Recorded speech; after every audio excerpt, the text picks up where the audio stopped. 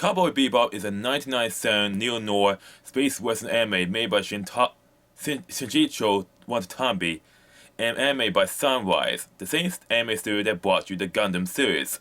The show centers around a ragtag team of 4 traveling bounty hunting crew called Cowboys, the in-universe term for bounty hunters in the anime. There's Spice Bigel, a badass bounty hunter with a deadly smile, Ray Rot, and martial arts skills, and travels the solar system with his ex-cop partner, pursuing the galaxy's most famous bounties, unsuccessfully.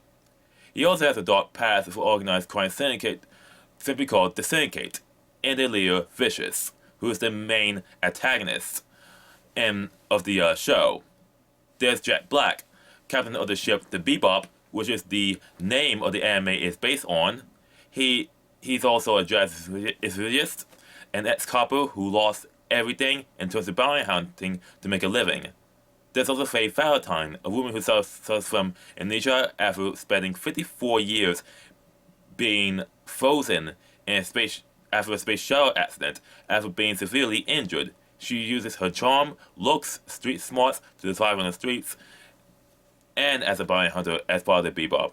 Finally, there's Radical Ed, aka Radical Wang HWE Pepel Subuski IV, a 13-year-old eccentric child prodigy and net diver from Earth with little math skills in electronics, mechanics, and computer hacking that is generally vigorous. That was until the movie Knocking on Heaven's Door was released. I will not spoil it for you, but you know that Ed's true gender was revealed. And there's Ian the dog. He's self-explanatory. He's very smart for a dog. But he's ultimately a dog. A cute dog. A corgi dog. Because why not? The entire anime centers around bounty hunter, existential unity, escaping from your past where it is traumatic memories, lost memories, unexplained abandonment, or troubled love affairs, and how it's impossible to escape from your past. The only way not to escape from your past is to confront it eventually. The anime premiered initially with limited number of episodes, 12 out of 26 on TV Tokyo, due to objectionable and controversial content in 1998. And then it was fully broadcast on satellite television service worldwide. It was considered one of the best anime of the 1990s and of all time, so much so that it was one of the best English dubs ever produced, and was broadcast on Cartoon Network's Adult Swim in 2001. And it's a historical fact that it is now superior to the Japanese dub. Also, it is the anime with the best soundtrack of all time, with Yoko Kanno being the composer, and it's so much so into the neo-noir theme, they went all in and created a jazz and blues soundtrack by creating the Seatbelts, the group that produced all the music for the anime, and for the whole soundtrack. Talks regarding a live-action adaptation of the anime lasted for 2 decades until 2019, where it was announced through Friday on April 4th, where it was announced that Netflix will be producing the remake. There was rumors that Keanu Reeves will be playing Spike, but instead we have John Cole as the Space Cowboy Spice Bigel, Daniel Pierre as Faye Valentine, Mustafa Shakir as Jack Black, and Radical Ed? Where's Radical Ed? At least they got Ian the corgi from the start. The show will have 10-hour-long episodes, and while it was marketed as a limited series, they have plans for a second season if successful. Production started in 2020 in New Zealand, but was delayed several times due to the Corona pandemic and the great lockdowns that followed it, along with cast injuries on the set. People are naturally excited, especially fans of the anime series, including me, about a live-action remake of the show that will be at least faithful to the show's plot, atmosphere, soundtrack, and characterization. But cracks started to appear as early in November 2020, with Glenn's actress, Mason Alexander Park, insulted fans who criticized Glenn's new gender identity from the original anime as phobes. In the original anime, Glenn was a man who developed breasts from the psychological medication he received in prison after being jailed for being a spy during the Titan War in the anime. in 2021, more cracks appeared. More recently, Faye's dress and character has changed, specifically because they say it was from an old sexist standard. Specifically, they changed the character role and physique of Faye Valentine, that to playing the character is 34, while the anime, she is 23. And age is important to her backstory because she was frozen as a child for 54 years until she was aged to be 23 years old in the anime. Criticism was laid on her dress itself that did not fit into the original anime. The worst thing is that they could have been easily solvable because cosplayers can easily do it better. They could have casted a young, fit cosplayer for the role, gave her basic acting lessons, and hire her. And hire them.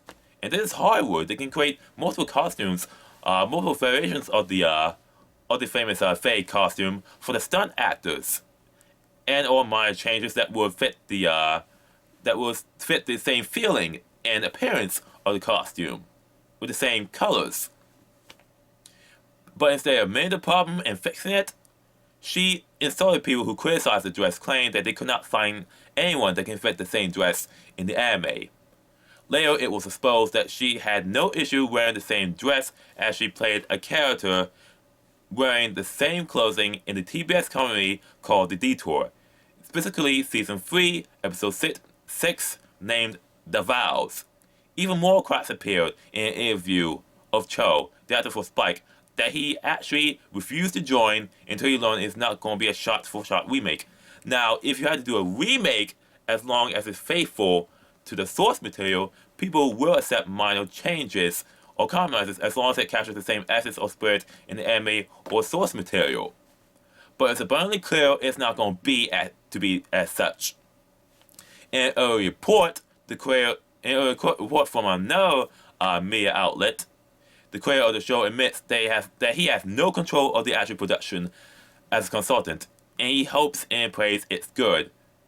And he told me if you have any complaints, refer them to Sunrise. It's later revealed the Netflix team creating the show did not communicate with the creator over the notes, so it's clear that he has no real involvement of the show. So it's definitely not going to be a shot-for-shot remake, nor it'll be faithful. Especially the smoking scenes, they're gone as well. And the sexualized style of the show, and some of the scenes, they're gone as well. This anime is not going to be made for fans of the anime, or for those who are into anime, or those who are into the neo-noir or space western theme. It's going to be made for normies. It's going to be made for fake fans. And it's going to be made for Twitter, for likes and retweets. That's Netflix's real audience at this point, doing it for likes and retweets, and hate watches, because they don't care about the reaction, only views, because they already got their money from millions of subscribers. In one of the Masters of the Universe interview, especially in the recent program known as Fat Man, that had an episode on Masters of the Universe that was streamed on YouTube, Kevin Smith was told many times by Netflix executives that he should not worry about the reaction because Netflix does not care about the fans at all. Despite the show, Masters of the Universe Revelation has been given an unprecedented negative reaction by fans of the Masters of the Universe series, especially He-Man fans, for bait-and-switch advertising. So, I'm not really interested in seeing this at all. I'm refused to watch it, nor reviewing the show. If you know this show is going to suck, why watch it? I really have no confidence that this live-action adaptation will be good, and the worst thing is that Netflix is embracing the fact that they don't care because they got your money. They see you as a walking wallet and a data point. So the best way to show you the same about the show, about the remake of Cowboy Bebop, is that you don't watch it. Don't view it at all. Writing complaints to Netflix won't do anything. apathy does. Just don't watch the show. As a matter of fact, I will not be watching or reviewing the show at all when it premieres on November 19th, 2021. I'm not going to give it the attention it deserves, because Netflix does not care anymore about providing entertainment, but rather entertaining themselves. Why give your money to a company or watch a show from a company that doesn't care anymore but fan the service and giving bad customer service to the fan base? This is one good example of how Hollywood should die. Don't give this remake any attention it deserves. I'm Jake the Otaku, host for Ministry of Otaku. Thanks for watching.